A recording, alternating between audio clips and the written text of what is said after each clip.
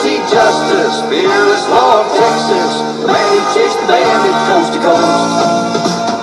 Liberty, justice, now you've upleft us.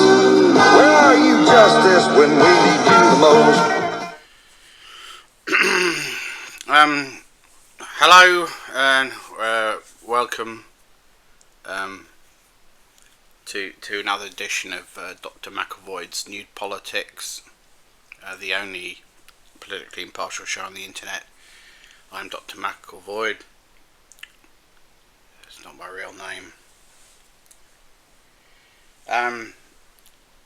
If I'm a little worse for wear, it's because I've just returned from a Trump victory party. The only one of its kind in the United Kingdom. Went on for 21 hours straight, and I'm just not feeling very well. Before you start, I didn't go there because I wanted to celebrate the prospect of Donald Trump winning the election. I was sure he would lose the election. I believed people on Twitter like Rory Stewart, who seemed absolutely certain, based entirely on anecdotal evidence. And everybody said he couldn't possibly win, despite all those polls that said he would. And I believed them. I wanted to believe them. So I thought, well, I'll do a thing. I'll do a thing for the channel. I'll do a sort of anthropological thing. I'll go to the Donald Trump victory party and I'll see how it goes. See what it's like. And it was the most awful, savage thing I've ever seen. How to describe it? I mean, it started off like Eyes Wide Shut, and it ended like the pagan bit in Dragnet. Prepare the Virgin. Prepare the Virgin. I don't like the sound of that. Let's just hope they're not referring to you. I lost my glasses to a giant snake. There was nudity and blood and people drinking each other's urine and awful things, bestial things. There were animal sacrifices. There were human sacrifices. Poor Owen Jones was cut from mouth to groin in front of my very eyes. I'll never forget those screams. The people there had no respect for anything. They didn't have any respect for the laws of man or beast. It was primal, it was brutal.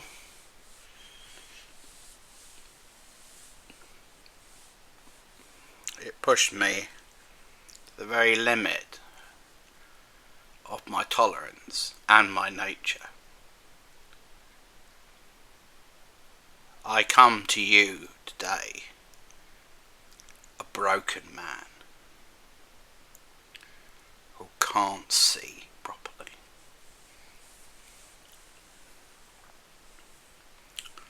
And there were guests, all Trump's favourite people came to this thing. They saw it trailed as the longest victory party in the Western world, and they all came. Russell Brand was there, Tucker Carlson, Elon Musk, Joe Rogan, Jordan Peterson was there.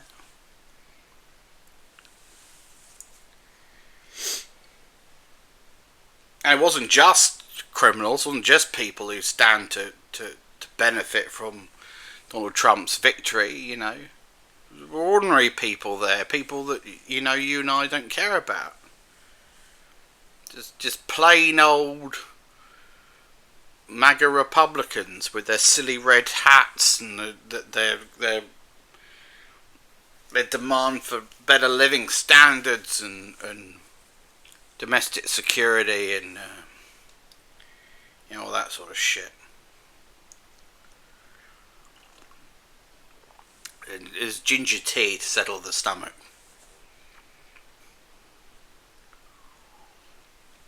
They gave me this as a gift when I was leaving. This is a bag of tiny Toblerone. I've eaten 5 of these at the party. I don't know that I can do a 6th.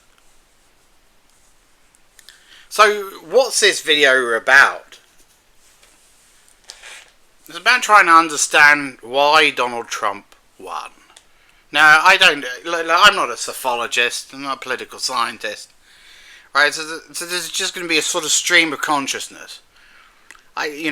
First impressions, just thoughts and impressions and thoughts.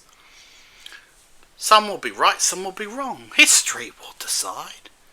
And as we know, given enough time, everybody eventually agrees on everything.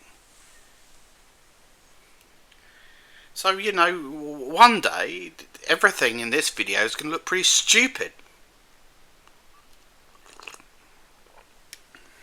If you can believe such a thing.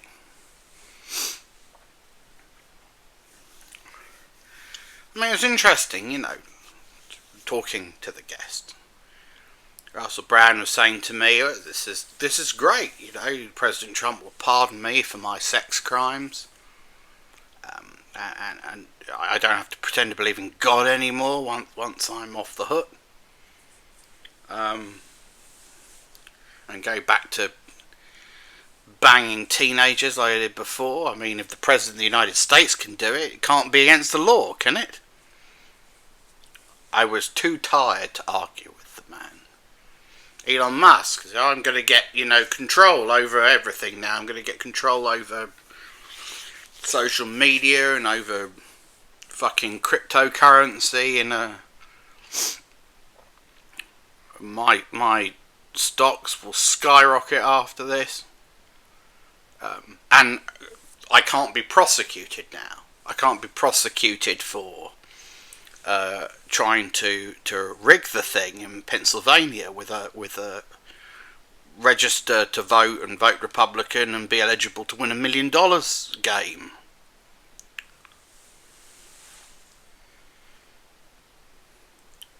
Bit hypocritical for a man who claimed the 2020 free and fair election was rigged, don't you think? To sort of go along with that, but anyway.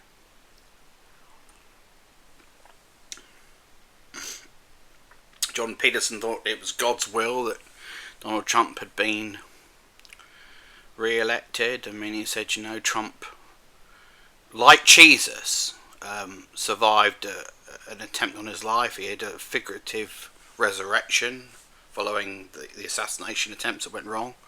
So what about the poor guy who was killed? I ain't gonna fuck about him.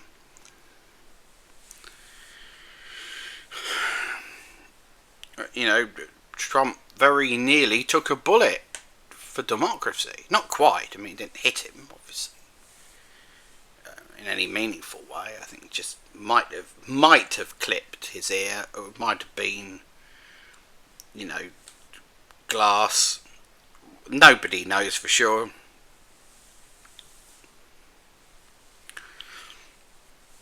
But God apparently wanted Donald to win.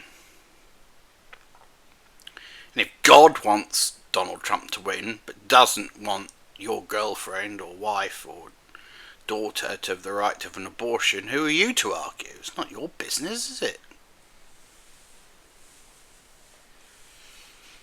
That's just the way it goes sometimes. I'm just going to have one of these. They do look nice with a few hours between this and the last one.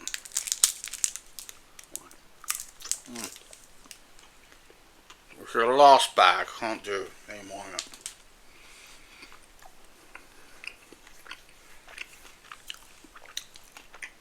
If you're a liberal, well, you're, part of the wokerati or whatever, this is probably inexplicable to you. You just can't wrap your mind around it. Lovely Laurie Penny tweeted today that Americans had chosen a misogynist over a woman of colour, a rapist over a woman. Well, that might objectively be what happened, but that, I would suggest, is not the binary that was at the forefront of the minds of those people in the Midwest who were casting their ballots, and deserved to kick up the ballots yesterday.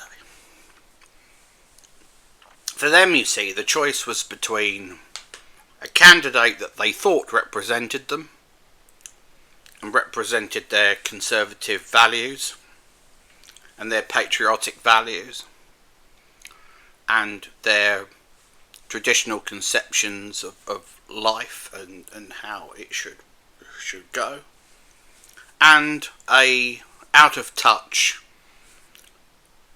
airy fairy elite, a group of, macchiato sipping, pink gin drinking, New York Times reading arseholes, lived in the big cities and were completely removed from the traditions of human experience that had gone back decades, centuries, what have you. I'm generalising, of course, but I think that broadly speaking was the divide. People who had not yet been inculcated with the ideology of the Berkeley campus, and for whom it was,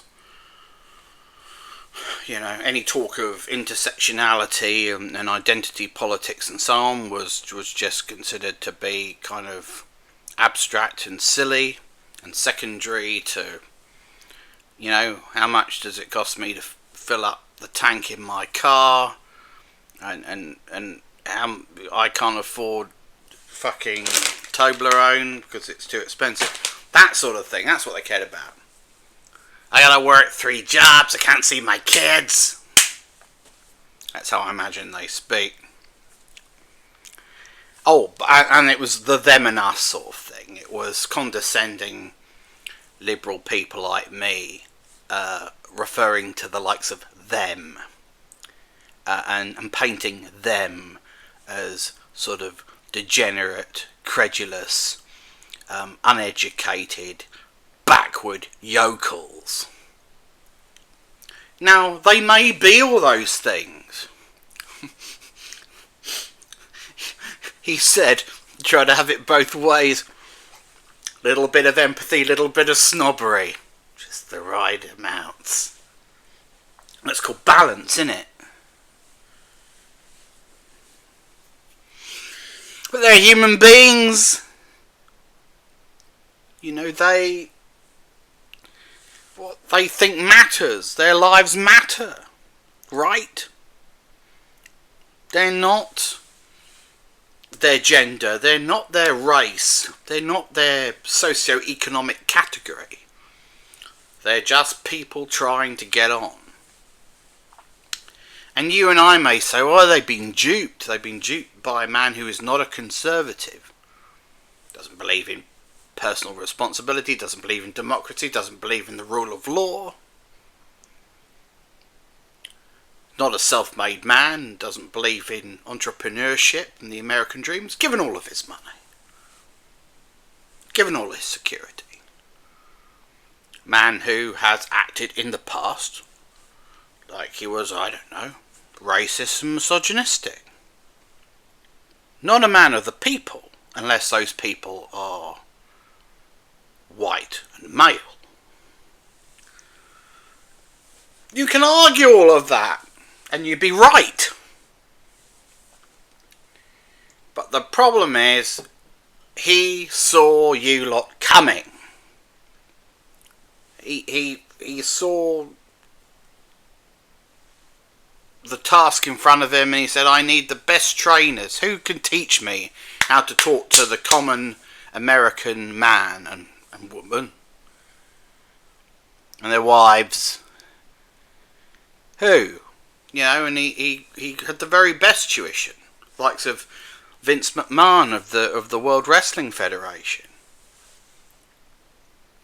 Trump's been doing this shit for a long time, appearing in people's favourite movies like Home Alone 2, appearing on the fucking Fresh Prince of Bel-Air. What'd you do? Everybody's always blaming me for everything. Appearing on fucking WrestleMania. You know, he's got the common touch.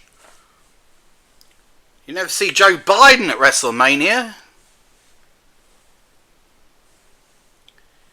They wouldn't lower themselves. And that's the point, isn't it? You see. Trump's not sophisticated. And that's why he can empathise with those people who are also not terribly sophisticated. He knows how to talk to them in a way that, frankly, you don't. And you may think, well, how could anybody lose an election if they've got Bruce Springsteen and Taylor fucking Swift endorsing them? Americans in the Midwest or in the South don't care about Taylor Swift. They don't watch The Daily Show with Jon Stewart. They don't find John Oliver funny. They think that celebrity endorsements are just the elite's way of showing off how elite it is. Oh really? Taylor Swift, a billionaire, thinks I should vote for Kamala? Oh well, sure. Sure, I'll do that. She says so.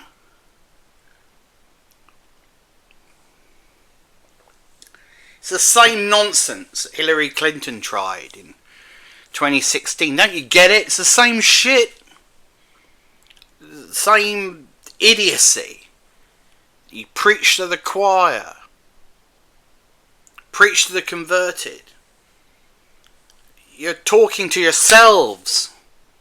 You are not connecting with the 50% of your countrymen who think that you are a disconnected establishment lackey whose interests are those of the rich and powerful.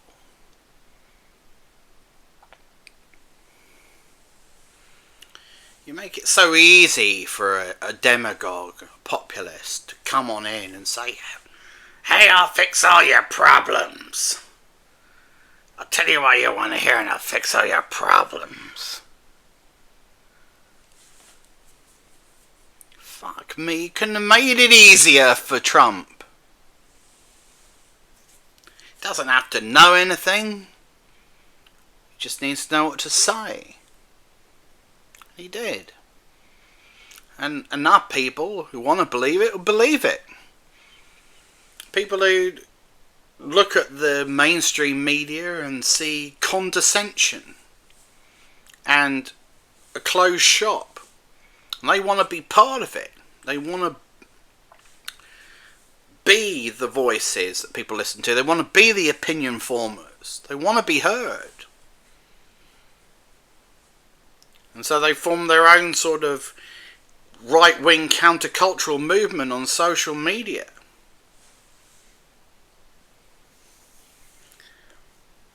This is their victory, as they see it. Elon Musk said, as he popped out to tweet during the party we were at, remember? You're the media now. You're the media now. I guess that includes somebody like me. I'm the media? I'm a fucking idiot. I don't know anything. I'm not a trained journalist, for God's sake. I did study it once. I do actually have some journalistic credential. But look, we won't go into that. That's not important right now. Look, the point is, I'm not an authoritative media source, and I'm not obliged, like a mainstream media organisation, to check my facts, to check my sources. I'm not obliged to tell the truth, or something like it, or differentiate between truth and opinion.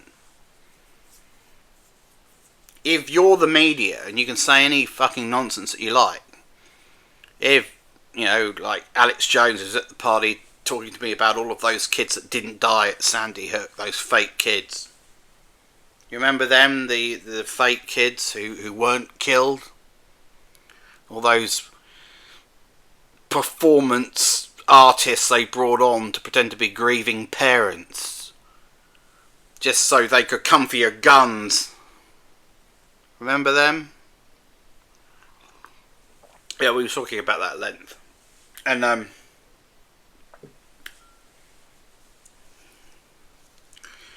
guess he's the media now. Because of course, you know, what Elon means is not that you're the media really. It means that a new group of influential people online are the media. People like him. People like Alex Jones. People like, I don't know, fucking Piers Morgan, I suppose. You know, those sorts of people. Listen to them from now on. Meanwhile, it's defund the BBC, defund the mainstream media. Don't want an authoritative news source telling us what to think anymore. We're quite content for some of the world's stupidest people to tell us what to think instead.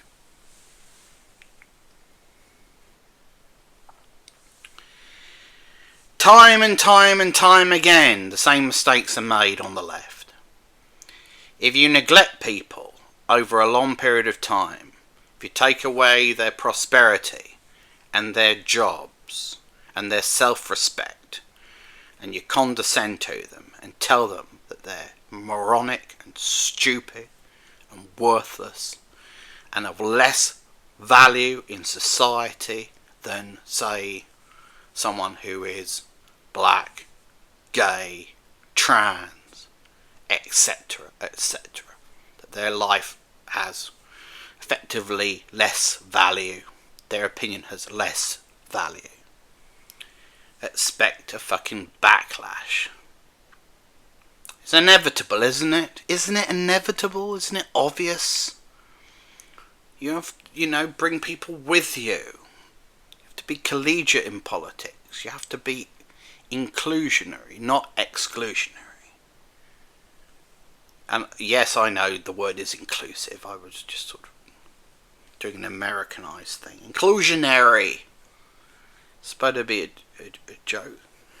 Oh, fuck you! It's late. Or early. I don't know which. One, both.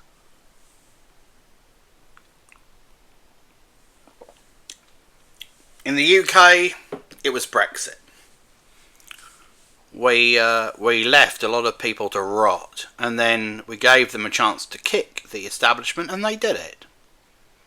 And the consequence has been the rise of populism in the UK. And what is populism? It's just reductive popular sentiment given legitimate political authority. So-called common sense. And of course common sense, being common, is senseless and often wrong, but whatever. We fucked it up with Brexit. The United States fucked up with Donald Trump. Well, and now it's happening again. Joe Biden didn't learn the lessons. Neither did Kamala Harris. And Kamala was a terrible candidate for president for the same reason that Hillary Clinton was. Because they went to the country and said, vote for me because I'm a experienced politician and I'm a woman. You know. And that's it. No policy platform to transform the country. No grand narrative. No vision. no charisma, and most importantly, no connection to average Americans. And by average, I just mean representative of the general public. The people that you don't meet in the corridors of power on Capitol Hill. That's why Trump lost, because despite being, a pussy grabber. Look, I got a gun out there in my purse, and up to now I've been forgiving and forgetting because of the way I was brought up. But I'll tell you one thing, if you ever say another word about me or make another indecent proposal, I'm going to get that gun of mine, and I'm going to change you from a rooster to a hen with one shot. A felon and a pathological liar, and probably one of the worst people who's ever been elected to public office in the history of the world, with the exception of, genocidal dictators. His fans, and they are fans, not voters, fans, it's a personality cult, voted for him because they think that he cares about them and that he empathises with them and that he will govern in their interests. And there are more have-nots than haves. So if you don't make a pitch that appeals to both of those groups, you lose! You understand? You lose. And we all lose. And Vladimir Putin and President Xi get empowered. And the balance of power in the world shifts. America may now withdraw into itself, become isolationist. If it does become isolationist and protectionist and all of those things, well, America, if you don't want to rule the world, China and Russia would gladly take over. Because they are an axis now. Yes? An agnostic axis. And they're chomping at the bit. And they're waiting for you to betray the Ukraine and betray Taiwan, so that they can assume an almost unassailable position as a global alliance.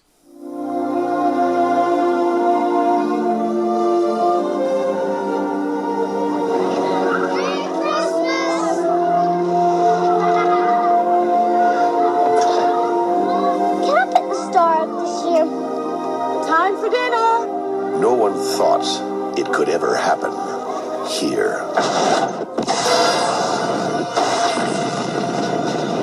They are an army of international terrorists. America has not been invaded by a foreign enemy in nearly 200 years. Their target, America. Their objective, control. 18 hours from now, America will be a different place. Now, only one thing stands in their way. It's time to die.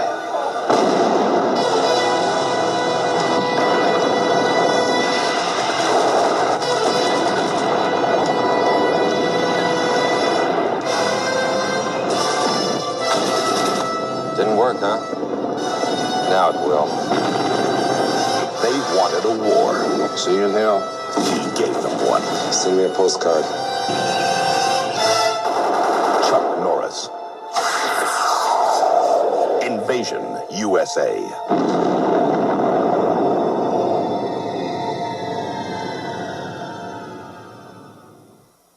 That could happen now.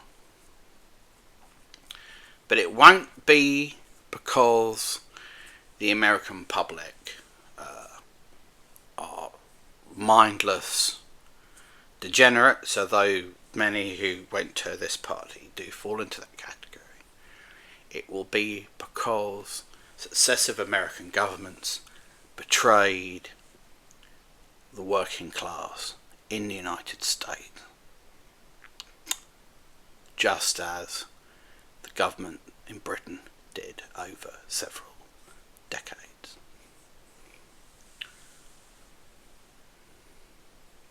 And that's politics solved. What do you think? Wherever you can be asked, put your thoughts in the comments and shit. And if you want to donate money to this channel to pay for a new pair of glasses, do. And I'll even chuck in a bag of Toblerone for your trouble. Who knows if this segment will return, because it may be banned by the Trump administration.